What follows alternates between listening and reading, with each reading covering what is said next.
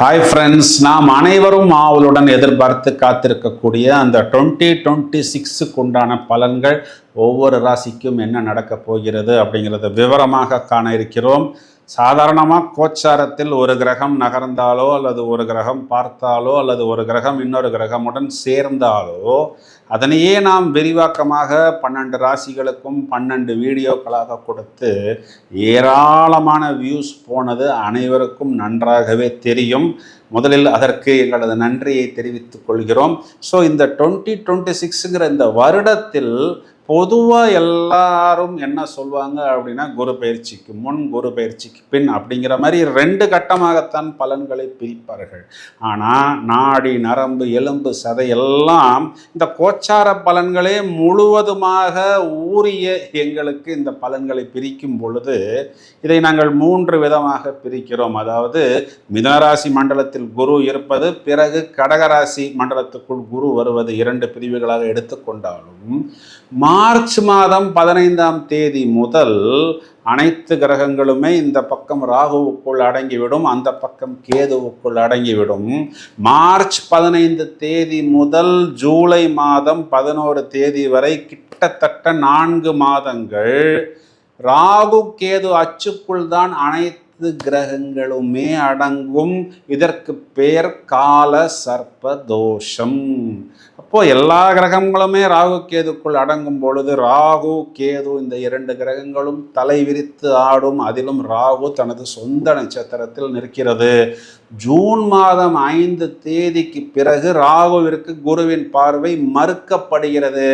அப்போ ராகு யாருக்கும் கட்டுப்பட்டு செயல்பட வேண்டும் அப்படிங்கிற ஒரு அமைப்பில் இல்லாமல் யாருக்கு தூக்கி கொடுக்கணுமோ அவர்களுக்கு தூக்கி கொடுக்கும், யாரை தூக்கி போட்டு மிதிக்கணுமோ அவர்களை கண்டிப்பாக தூக்கி போட்டு மிதிக்கும். இவ்வாறு வரக்கூடிய இந்த கிரக அமைப்புகள் ஒவ்வொரு ராசிக்கும் என்ன சொல்ல போகிறது அப்படிங்கிறத வழக்கம் போல் பிரித்து மேய்வோம். கும்பராசிக்கு பலன் சொல்வதற்கு ரொம்ப நேரமாக காத்துக்கிட்டு இருக்கிறேன். ஏன் அப்படின்னா, எல்லா கும்பராசிக்காரர்களுடைய கேள்வி ஒரே ஒரு கேள்வி தான். 7.5 சனி எங்களுக்கு இன்னும் முடியல. இப்போ ராசியை இது நாள் வரை குரு பார்த்துக்கிட்டு இருக்கிறாரு, ஒன்றும் பெருசாக எங்களுக்கு ஒர்க் அவுட் ஆகலை. இந்த குரு பகவான் இந்த 2026 ஜூன் மாதத்தில் 6ஆம் இடத்தில் மறைய போகிறாரே, என்ன நடக்க போகிறது? ஆல்ரெடி பல்பு ஃபியூஸ் போச்சு, பலூனில் காற்று போச்சு, டயரில் காற்று போச்சு, டோட்டலாக சீன் க்ளோஸ் அப்படிங்கிற ஒரு சிச்சுவேஷனில் தான் இருக்கிறோம்.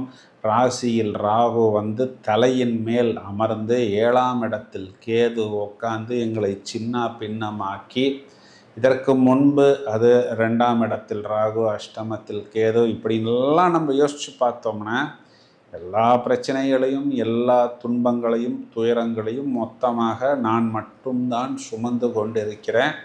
என்னென்ன இதெல்லாம் நான் யார்கிட்டையும் வெளியில் சொல்லலை. ஏதோ ஒரு சில அஸ்ட்ராலஜர்ஸ் மட்டும் நீங்கள் இதை கண்டுபிடிச்சிடுறீங்க. என்ன சார் பண்ணுறதுன்னு தான் எல்லா கும்பராசிக்காரர்களுடைய கேள்வி. இப்போது நமக்கு ராசிக்கு குரு பார்வை கிடைத்து கொண்டிருக்கிறது. இதில் நமக்கு கிடைக்கக்கூடிய ப்ளஸ்ஸு வந்து கொஞ்சம்னு வச்சுக்குவோம், ஒரு 40%ன்னு வச்சுக்குவோம். நமக்கு ராசியாதிபதி சாட்டர்னே 2ஆம் இடத்தில் 7.5 சனியோடைய கடைசி போர்ஷனாக நமக்கு கொடுக்கக்கூடிய மைனஸ் வந்து 80%. இந்த பக்கம் ப்ளஸ் 40%னா இந்த பக்கம் மைனஸ் 80%. இப்போ என்ன ஆகுதுன்னா, கணக்கு போட்டு பார்த்தோம்னா -40 மிச்சம் இருக்கு. இப்போ குரு 6ஆம் வீட்டில் மறைவது அப்படிங்கிறது நம்மளுடைய ராசிக்கு குரு மாரகாதிபதி. அவர் கெட்டவன், கெட்டவன் கெடுவது கிட்டிடும் யோகம்ங்கிற அமைப்பில் வந்தாலும் நமக்கு குரு ஒரு விதத்தில் மறைந்தாலும் அது ஒரு அனுகூலமான சத்ருவாக மாறுகிறது. அது என்ன சார் அனுகூல சத்ரு அப்படின்னா, என் எதிரி என் மேலே போய் ஒரு கோர்ட்டில் கேஸ் போடுறான், அந்த கேஸினுடைய தீர்ப்பு எனக்கு அவர் ஃபைன் கட்டணுங்கிற மாதிரி வந்து விடுகிறது. அதுதான் அனுகூல சத்ரு.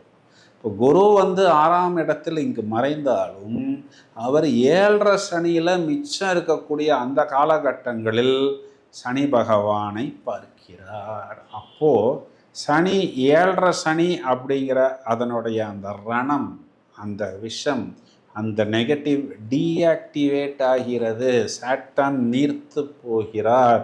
ஜூன் மாதத்துக்கு பிறகு நமக்கு 7.5 சனி இல்லை அப்படின்னு நம்ம எடுத்துக்கலாம்.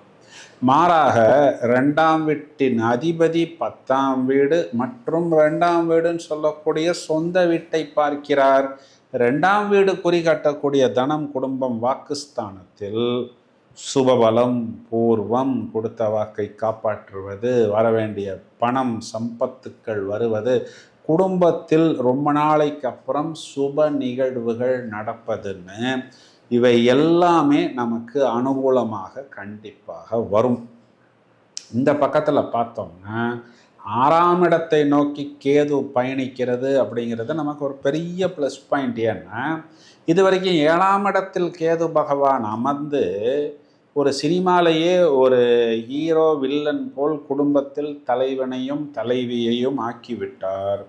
திருமணத்துக்காக காத்திருக்கக்கூடிய நபர்களுக்கெல்லாம் வரக்கூடிய வரன்கள் எல்லாமே ஃபேக் ப்ராமிசஸ் ஆகவும் இல்லாத ஒரு விஷயத்தை இருப்பது போல் இவர்களுக்கு காண்பித்து கடைசியில் இவர்களுக்கு தோல்வியையும் ஏமாற்றத்தையும் அவமானத்தை மட்டும்தான் கொடுத்தது. இதெல்லாம் வெளியில் சொன்னால் யாருமே நம்ப முடியவில்லை அப்படிங்கிற ஒரு அமைப்பில் தான் இருந்தது. வருடத்தின் தொடக்கத்தில் ராகுவை புதன் சுக்கிரன் எல்லாம் கடந்து போகும் பொழுது நிறைய பரிணாமங்கள், புது புது தொடர்புகள், புது ப்ராடக்ட்ஸு, கான்செப்ட்ஸு எல்லாமே இவர்களுக்கு நன்றாகவே பரிச்சயப்படும், அதாவது நன்றாகவே அறிமுகமாகும் அப்படின்னு எடுத்துக்கொள்ளலாம். பிறகு அனைத்து கிரகங்களுமே ராகு கேதுக்குள் அடங்கும் பொழுது ராகு இவர்களுக்கு ராசியில் அமர்ந்தாலும் அனுகூலமான பலன்களைத்தான் கொடுப்பார். ஏனென்றால் அவர் குருவின் பார்வையில் இருக்கிறார். ஜூலை மாதம் 11 தேதிக்கு பிறகு அனைத்து கிரகங்களும் இந்த ராகு கேது அச்சுக்களை விட்டு வெளியிலே வந்தாலும் படிப்படியாக இவர்களது ராசியை விட்டு ராகு பகவான் வெளியே போகிறார். அப்போ இது நாள் வரைக்கும் நம்ம எதுக்கு கோபப்பட்டோம், எதுக்கு பிடிவாதம் பிடிச்சோம், எதுக்கு அடம் பிடிச்சோம், எதுக்கு அவரை திட்டினோம், எதுக்கு நம்ம வில்லங்கமாக புதுசாக யோசித்தோம், எதற்கு தேவையில்லாத வம்புகளையும் தொல்லைகளையும் கஷ்டங்களையும் நாமவே நமது தலையில் எடுத்து சுமந்தோமோ அந்த சிம்டம்ஸ் எல்லாம் இவர்களது ராசியை விட்டு வெளியே போய்விடும். சரிங்க சார், வருடத்தின் கடைசியில் ராகு பகவான் ராசிக்கு 12ஆம் வீடுன்னு சொல்லக்கூடிய விரயஸ்தானத்தில் எங்களை ஆட்டி படைப்பாரே அப்படின்னெல்லாம் யோசிக்கக்கூடிய கும்பராசிக்காரர்களுக்கு அது காலகட்டங்களில் ராகுவிற்கு குருவின் பார்வை வந்துவிடும் அப்படின்னு சொல்வது தான் நிதர்சனமான உண்மை. 10ஆம் இடம் குறிகாட்டக்கூடிய தொழில் உச்சம், 7ஆம் இடம் குறிகாட்டக்கூடிய திருமணம், கலத்திரம், பிஸ்னஸ் பார்ட்னர், வெளிநாட்டு தொடர்பு, நட்பு ஸ்தானத்தில் இருந்த அந்த நெகட்டிவ் சிம்டம்ஸ் எல்லாம் வெளியே போய்விடுவதும், தனஸ்தானத்திற்கு குரு பார்வை அப்படிங்கிறதும் இவர்களுக்கு கண்டிப்பாக இந்த 2026 அப்படிங்கிறது முதல் தரமான ராஜயோகத்தை கொடுப்பதற்கு தயாராக இருக்கிறது. இந்த வாய்ப்பை முழுவதுமாக உபயோகித்துக் கொள்ளுங்கள். பரிகாரம் அப்படின்னு எடுத்துக்கிட்டோம்னா தொடர்ச்சியாக ஆஞ்சநேயர் வழிபாடு, நரசிம்மர் வழிபாடு சனிக்கிழமைகளில் நீங்கள் செய்யும் பொழுது, குறிப்பாக சுவாதி நட்சத்திரம் வரக்கூடிய நாட்களில் நீங்கள் நரசிம்மரை வழிபடுவது உங்களுக்கு மேலும் மேலும் ஒரு நல்ல உச்சத்தையும் கவச்சம் போல் உங்களுக்கு பாதுகாப்பு கொடுத்து வெற்றிகளையும் வாய்ப்புகளையும் ஏற்படுத்தி கொடுக்கும் அப்படின்னு சொல்வது தான் நிதர்சனமான உண்மை. இந்த பதிவை உங்களது நண்பர்களுக்கும் உறவினர்களுக்கும் ஷேர் செய்யுங்கள். தொடர்ந்து இணைப்பில் இருங்கள். மேலும் பல வீடியோஸ் தயாராகி கொண்டிருக்கிறது. Thank you friends.